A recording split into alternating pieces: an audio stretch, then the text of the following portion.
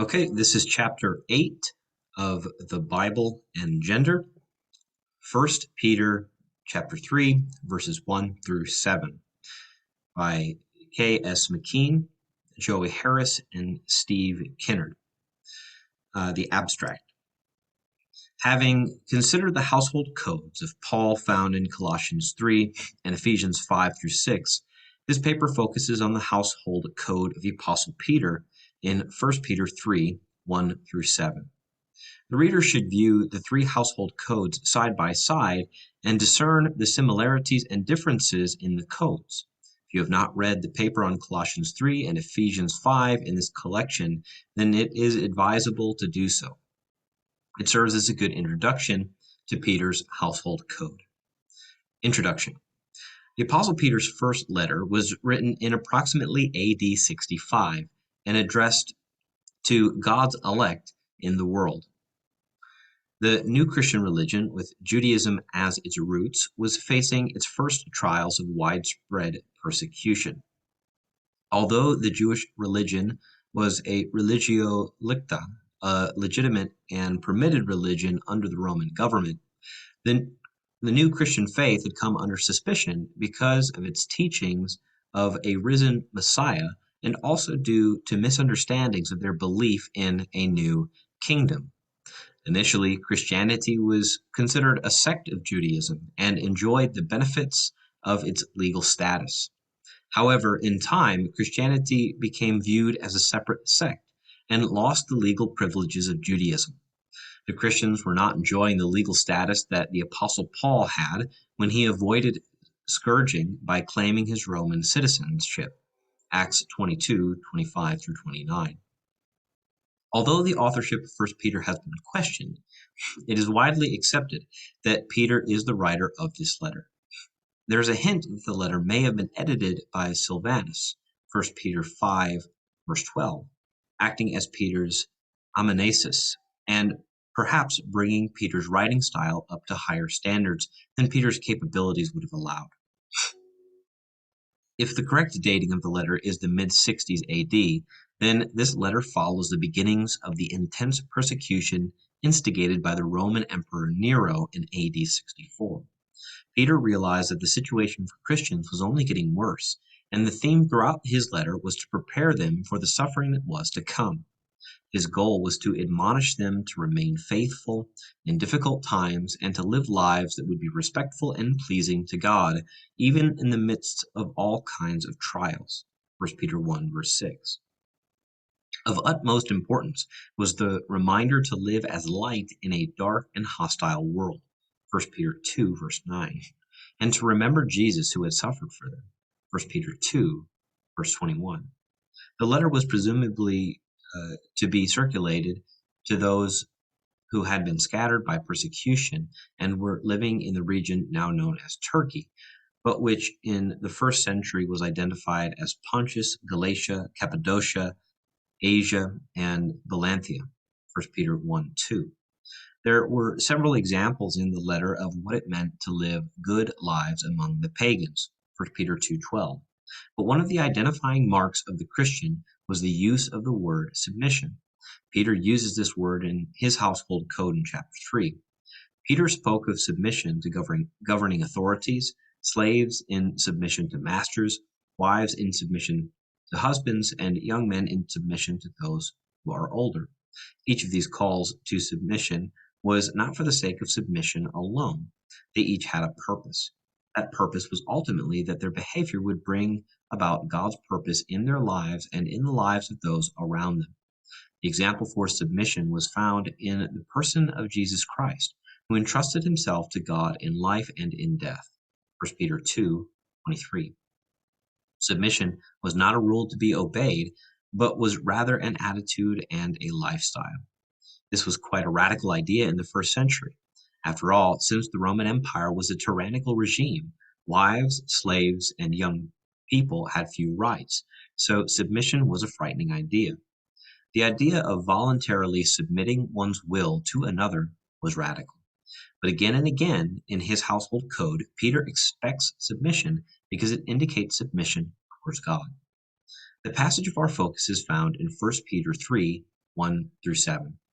In calling all Christians to a lifestyle that reflects the heart of Jesus, Peter narrows his field to speak directly to a certain group of women. In doing this, he gives us the example of women heroes in the faith and brings forth a pattern that will be applicable to all. Wives, 1 Peter 3, 1 through 6, NIV 2011. Wives, in the same way, submit yourselves to your own husbands, so that if any of you do not believe the word, if any of them do not believe the word, they may be won over without words by the behavior of their wives. When they see the purity and reverence of your lives, your beauty should not come from outward adornment, such as elaborate hairstyles and the wearing of gold jewelry or fine clothes. Rather, it should be that of your inner self, the unfading beauty of a gentle and quiet spirit, which is of great worth in God's sight. For this is the way the holy women of the past, who put their hope in God, used to adorn themselves. They submitted themselves to their own husbands, like Sarah, who obeyed Abraham and called him her Lord. You are her daughters if you do what is right and do not give way to fear. Exegesis. The word homois, in the same way, similarly, is used to bring the concepts relating to submission together with various groups of people. Each act of submission was to guide the thoughts of the Christians back to the heart and actions of Jesus. Peter's letter includes the women who may have been hesitant to follow the example of submission. We can speculate that Christian wives may have been questioning their need to submit to a man who was not a follower of Christ. Peter's instructions also contrast with what might have been a tendency to want to separate from an unbelieving partner, especially during this time of impending crisis. He agrees with Paul's letter to the Corinthians on this matter, and if a woman has a husband who is not a believer and he is willing to live with her, she must not divorce him. 1 Corinthians 7, verse 13. 1 Peter 3:1, wives, submit yourselves. Hypotasomeni, from the verb hypotasso, to cause to be in a submissive relationship, to subject, to subordinate, was to adopt a posture that would ultimately lead to winning a person over. Hypotasomeni is a present middle or passive participle, and the middle voice stresses the emphasis that it is the subject that willingly or voluntarily submits. The present tense often conveys continual action, though not always. Thus, the phrase could be translated as, wives, you continue to submit yourselves to your own husbands. Considering the Roman law that asserted a husband's absolute authority over his wife, it was important for a Christian wife to find her way in living out her faith without alienating her husband, especially if he was not a follower of Christ. While it may have been understandable and acceptable in that time and culture for a woman with a believing husband to submit herself to him, wives with unbelieving husbands might have considered assuming a different posture. Equally important to note is that while we cannot say for certain that the exact circumstances of the women who were recipients of Peter's letter, we can assume that many of the Christian wives came from Jewish backgrounds. Their Jewish husbands would look upon the Christian faith as a false teaching, which would bring about even more stress in the marriage relationship and the temptation to pull away from their husbands in order to keep their faith. This contrasts with what Peter is teaching these women as he reassures them that they can have a submissive spirit without fear. He goes on to say that the way to win over their husbands was not to apply more outward beauty, but to develop the inner beauty of a Christ-like spirit. For a wife to submit to a husband, whether he is a believer or an unbeliever, is a voluntary decision about how she will relate to him. Just as Jesus placed himself within the will of God, wives who entrust themselves to God can have confidence the Father will guide and protect them in their marriage relationship. Submission is not a self-denigrating act, but one that allows God to work. It is interesting that after directing the wives to be submissive, Peter writes that they should embrace a different kind of beauty than the world expects. Peter says to be adorned with purity, reverence, gentleness, and quietness. We will discuss these words in more detail, But first, it is helpful to look at the word adornment. In verse 3, Peter instructs the women not to be adorned in a worldly fashion, using the word that also describes the orderly fashion of the world, cosmos. Later, in verse 5, he uses a similar word, eskimo, which means to put in order so as to appear neat or well organized. Make neat, tidy. This is where we get our word cosmetic. The message to Christian wives centers on how they were to arrange their countenance. Outward accessories such as elaborate hairstyles, gold jewelry, and expensive clothes were not the defining mark of a beautiful woman from God's viewpoint. The world around them would find these things valuable, but God finds value in the hidden person of the heart, or the inner self. Verse 4. These qualities are not immediately seen by anyone but God, although they are displayed in interactions with others. Time, effort, and expense is wasted on arranging the outward qualities that fade. But God has his good promises in store for those who arrange their attitude and even their personality around what is precious to him. Peter's use of the example of Sarah is an interesting one. Abraham was a man who several times put his wife in awkward and dangerous situations, Genesis 12 and Genesis 20. And Sarah had her own faults. She was demanding, manipulative, and at times cruel. She sent her handmaiden to a likely death, along with the handmaiden's young son. God had not intervened, they could have died. Genesis 21:10. She blamed God and her husband for her problems, Genesis 16:2 and 5.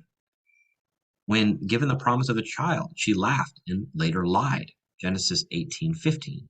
The only time that the scriptures record her calling Abraham her Lord occurs when she was amazed and baffled by what she overheard concerning the birth of Isaac, Genesis 18:12. Sarah was not faultless. However, Peter reminds his readers that Sarah, like the first century women who would hear Peter's words, was a recipient of a promise. She was the one chosen to give birth to Abraham's child. Abraham would not be the father of the faith without Sarah becoming the mother of the faith. Peter claims that if the women who believe in Jesus do what is right and do not give way to fear, they too will receive the promise of God, not a baby, but salvation. Despite Sarah's errors that are recorded in Scripture, Peter's letter affirms the fact that she was known by people of faith as a good wife to Abraham, who stayed by him through thick and thin, traveling to distant lands and being exposed to a challenging way of life. In using her as an example, Peter is reminding the women that the challenges they encounter in their marriage can be faced with confidence that God will intervene, as he did with Sarah when Abraham made choices that were not entirely best for her. For example, on 2 occasions, Abraham sent his wife to live in a king's harem to secure his own safety. But in both instances, Sarah's identity as Abraham's wife was revealed, and they were sent away without harm and in fact with an abundance of gifts, Genesis 12 and 20. Of course, she is best known as the mother who gave birth in her old age and is recognized as a hero in the eyes of her physical and spiritual descendants. We see how beloved she was by Abraham in the way Abraham honored her following her death. Abraham's loyalty to her in securing her burial spot takes a full chapter in our modern Bibles, Genesis 23. Peter also uses examples of the holy women of the past. Their adornment was the point of Peter's exhortation. The Old Testament scriptures portray many women of faith, and ironically, most of them, in moments of crisis, were not acting in subordination to a husband. For example, Deborah, Jael, Abigail, Hannah, and the Shulamite woman, and even Esther were in positions of taking charge of situations without consulting their husband on the matter. However, each of these women had, in the end, her husband's best interest in mind. They had adorned themselves with courage and faith when the circumstances called for them. Again, we do not have recorded for us all the examples of the holy women that Peter is referring to, but we can assume that by his pointing to women of the past, the recipients of his letter would understand his intent. The qualities that Peter emphasizes are those of purity, reverence, gentleness, and quietness. These are unfading qualities that God looks for in women of faith, in every age of history and every culture. 1. When a husband and Christian wife viewed her purity, he would be confident in her faithfulness to the marriage relationship. A Christian wife would not have any hint of sexual impropriety, and this purity would give the husband security and respect for her and for her new religion. This was important in a day and age when women might be lured into cults that encouraged sexual promiscuity. 2. Reverence, fear, reverent fear, phobos. For God would be obvious. Fear for God would be obvious. The Christian wife would not be able to conceal her devotion to God, evidenced by prayer and obedience to her faith. 3. The Christian wife would develop a gentle character, following that quality in Jesus. The word praeos describes someone who is humble, considerate, compassionate, and tender. It is the opposite of rough, loud, or harsh. Again, the husband would be attracted to being treated in a gentle manner, especially if these qualities were not the norm for the wife before she became a Christian. 4. The word quiet is sometimes misunderstood to refer to silence. Obviously, in context, Peter is making the point that the woman will win over her husband without a word. However, the implication is not on the fact that she will never utter a sound, but that the most powerful and emphatic message that her husband is receiving is from the demeanor that she is displaying. Quiet, eskios, means literally to keep one's seat. It can also be translated as well ordered. It implies an attitude that is undisturbed, still, and calm. Paul used the word eskios in writing to the Thessalonians. Make it your ambition to lead a quiet life, so that your daily life may win the respect of outsiders. 1 Thessalonians 4:11 through 12. Again, the motive here is to help others to see God's work in the life of the Christian. The Christian wife will not be restless, nervous, or exhibit an over-anxious perspective because she trusts in God. After instructing the wives on holy living, Peter switches his focus to the husbands. Husbands, 1 Peter 3:7, the NIV 2011. Husbands, in the same way, be considerate as you live with your wives, and treat them with respect as the weaker partner and as heirs with you of the gracious gift of life, so that nothing will hinder your prayers. Christian husbands are called to give honor to man, value, esteem, and dignity to their wives. Giving honor to another person implies that you are lifting them up with value. Although the wife's duty of submission might imply an over-under relationship, it is countered with the duty of the husband to highly esteem and give dignity to his wife. Thus, we can see that the point in Peter's letter is not simply the arrangement of roles, but respect for the other person and self-sacrifice. The Christ-like attributes outlined in this passage lead to a marriage that brings glory to God and blissful satisfaction to a husband and wife. Furthermore, Peter reminds the husbands that their wives are co-heirs with them. In a patriarchal world, the very idea of spiritual equality had to be emphasized. Although Peter claims that women are the weaker vessel, this only implies weaker physically and is a generalization. It is a generally true statement that females are not as muscularly strong as men. The contrast between a man and a woman biologically is used to point out that their physical differences do not reflect an inferiority in their spiritual capacity. In fact, the physical weakness underscores even more the need for the husband to behave in a way that is respectful and caring, particularly in an era when the vulnerability of women left them little recourse for protection. Any interpretation that implies that women are weaker spiritually does not concur with Peter's assertion that women are co-heirs. Synchronomos, literally inheriting together with their husbands. The passage in Peter's letter corresponds to the letters from Paul to the churches in Ephesus and Colossae, where wives are also called to submit to their husbands, and husbands are called to love and care for their wives. Ephesians 5 and Colossians 3. With that, we know about the cultural norms of the people who first read these letters. The reminders to the women were probably quite consistent with the expectations of their first century world. What may have been unique and even stunning was the emphasis placed on how the husbands should treat their wives. Marriage was no longer to be seen as one partner dominating another, but each one doing whatever could be done to meet the other's needs. As we look at the instructions given regarding marriage, it is improbable that Peter's or Paul's concern had to do with ensuring the partner was the boss. Unfortunately, that seems to be the overriding focus in our modern studies that deal with this subject. The emphasis on roles has, in many ways, usurped what the authors originally were trying to convey. Marriage, as a microcosm of the church, provides the opportunity for two people to grow up into Him who is the head, that is Christ, as each part does its work. Ephesians 4:15-16. Marriage is a duet, a dance in which the two partners create something that they could not create without each other. The goal, as always, was that a Christ-like spirit would be displayed in the lives of men and women who were called out of darkness into light. But what about the wives whose husbands don't want to join in the dance? As many modern-day women find themselves in that situation, the answer from Peter remains the same. A wife must never compromise her purity and obedience to God, but she can trust in God as she carries a Christ-like demeanor toward her husband. Resistance would only occur when her standards of righteousness might be compromised. The strength required when a wife is the only partner exercising this kind of attitude is immense and should be highly respected by people of faith.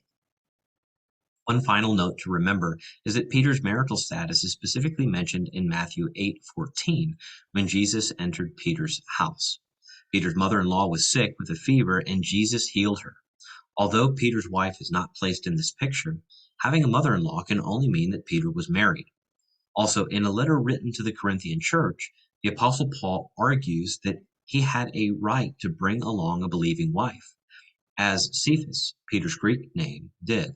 1 Corinthians 9:5.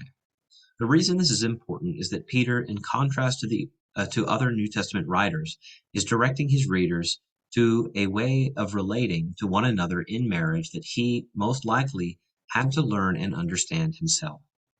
Our impression of Peter as an insensitive and impulsive fisherman is tempered by the fact that he alone was willing to listen to the women who came to proclaim the resurrection of Jesus. But they did not believe the women because their words seemed to them like nonsense. Peter, however, got up and ran to the tomb. Luke 24:11-12. As the author of this letter to Christians learning a new way of life, Peter's response to the women exemplifies the very attitude and heart that he espouses, one of humility, submissiveness, and respect. And with that, we're done with chapter 8 and also conclude this book, The Bible and Gender. Thanks for listening in. Please watch the lessons that correspond with these readings, and we hope that it is a blessing to you. Thanks very much for joining. Have a good day.